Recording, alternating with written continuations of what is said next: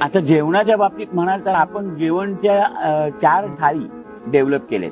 एक व्हेज मध्ये सुद्धा एक रेग्युलर व्हेज, एक मनोहारी स्पेशल व्हेज, आता त्याच्यानंतर एक चिकन, एक फिश आणि एक अंडाकरी थाळी. आता अशा नाश्त्यामध्ये म्हणाल तर वांगी पोहे, आणखीन एक आयटम आहे आमचा ताकातले घावण, त्याच्यानंतर भाजणीचं उपमा म्हणा किंवा भाजणीचं आम्ही त्याला मोकळपीठ म्हणतो, भाजणीचं थालीपीठ, त्याच्यानंतर आमची आंबोळी. तसेच जेवणामध्ये सिलेक्ट जेवणाची व्हेज थाळी आणि जेवणाची मनोहारी थाळी. आता मनोहारी थाळीमध्ये आपण आमरस आमच्या स्वतःच्या बागेतला आहे, त्याच्यानंतर कुळथाचं पिठलं, हे कुळथाच्या पिठल्याचं सुद्धा पीठ आपण घरी करतो.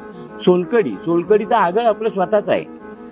ह्या शक्य तितक्या गोष्टी आपल्याला इथल्या कशा देता येतील.